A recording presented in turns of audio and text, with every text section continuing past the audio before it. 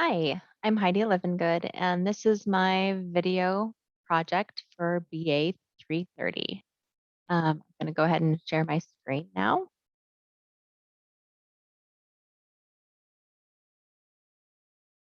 Okay,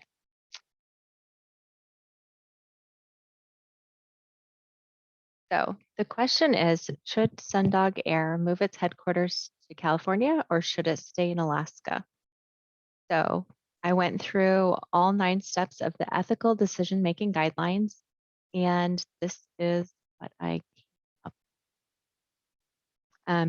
So for facts, there's lots of facts, and we could probably go on forever about this. The facts that we do know are uh, the headquarters is currently located in Alaska, and they want to move it to California.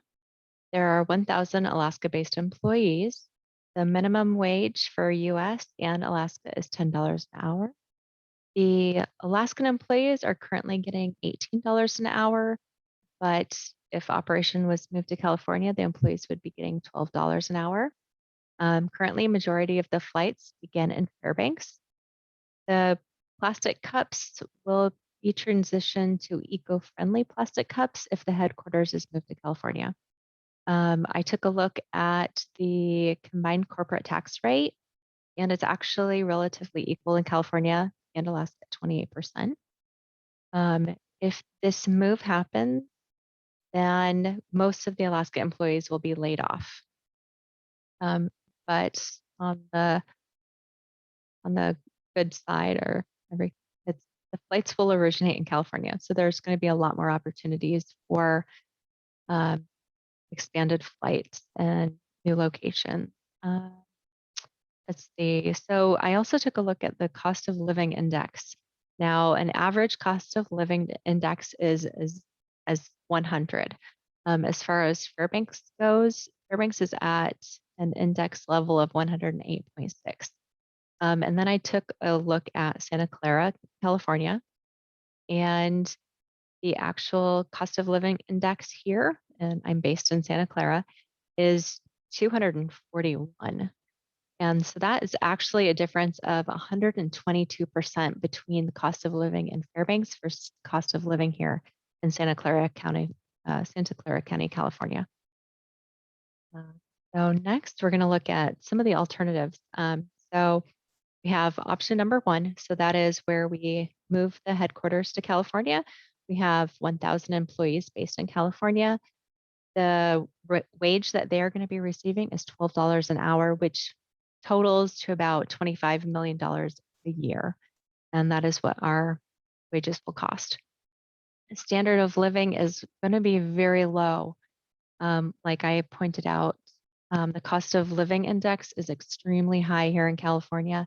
At $12 an hour wage, that is not even going to meet a living wage here.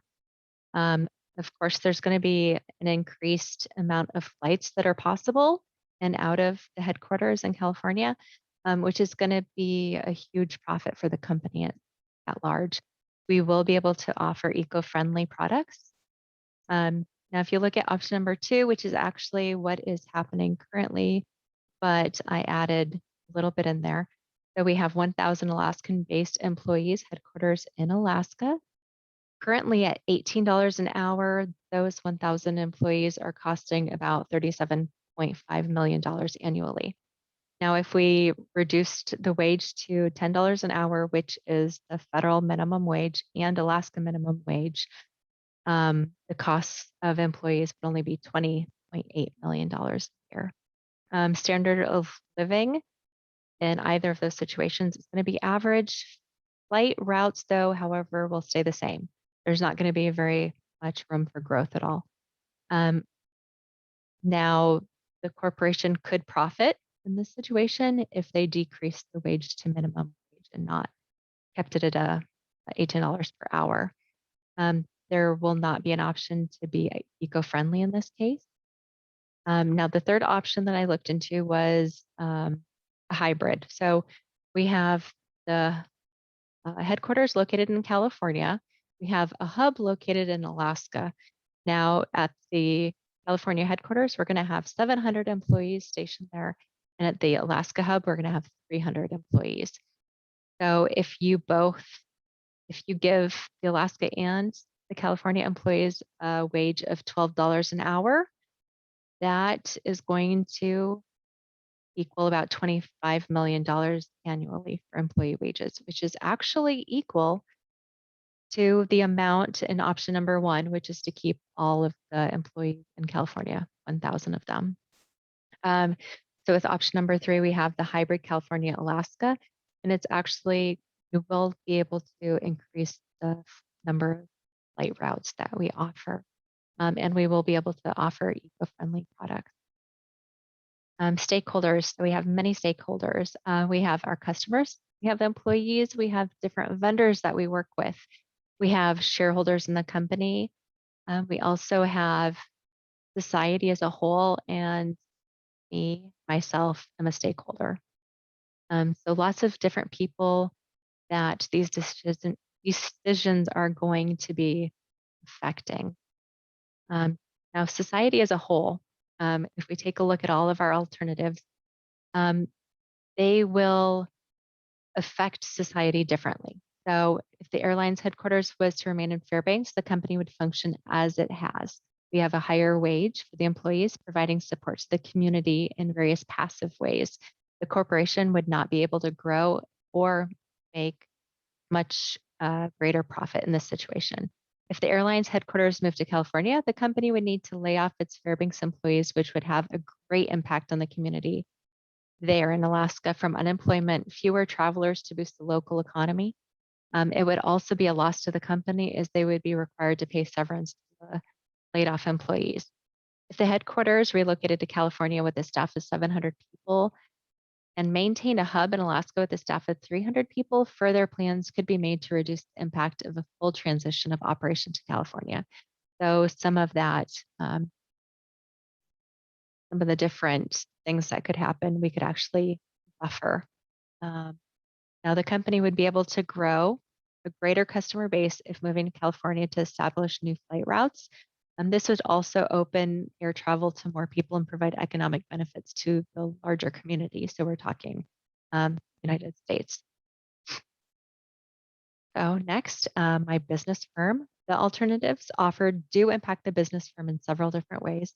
The business is concerned with making decisions that will sustain and propel the business mission, lowering wages, maintaining and expanding current flight routes, attracting customers based on social responsibility, and increasing profitability. Those are different things that are impacted. There are also smaller decisions from the alternatives that could impact profitability as well. Next, me, the decision maker. So as the director of social responsibility, I need to also take into account how these scenarios and alternatives can impact me. I already live in California and work remotely, so relocating the headquarters to California would be more convenient for myself and my family. I also feel responsible for the employees and their standard of living, as well as those of employees. So we have different ethics. We have utilitarian, we have justice, and maximizing profits. Utilitarian is we need to define what society is, and that's the United States as a whole. The greatest benefit for our society would be to relocate the corporation to California. We would be able to institute more eco-friendly practices. Our customers would provide economic profitability to the communities along their flight routes.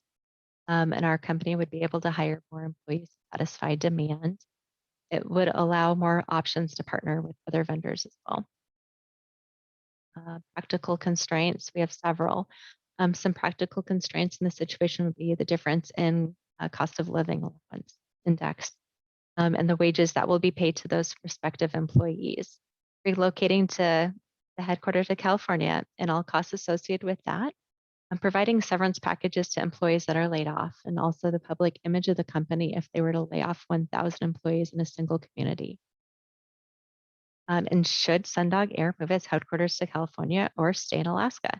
I propose that we follow option number 3. Over the course of 5 years, we'll open a new headquarter in California and maintain a hub in Alaska. The newer headquarter in California will allow new flight routes to begin, more destinations and attract new customers. Our staffing will balance out at about 700 California based employees and maintain 300 Alaskan based employees. Over time, due to employee attrition as well as retirement, we'll be able to bring employee wage costs down from 37 million to 27 million at an hourly rate of $12 an hour for both California and Alaska employees. We also have the option to offer 8 weeks of severance pay, which is about $6,300 for Alaska employees that would rather separate than take a reduction in pay. Once the headquarter relocates to California, any flights within California will be able to use eco-friendly products. The combined corporate tax rate for California and Alaska are nearly equivalent at 28%. And I believe this will be the most favorable and socially responsible option for the organization to act upon for the time being. And that is it. Thank you so much. It was a pleasure being in this class. And yeah, thank you.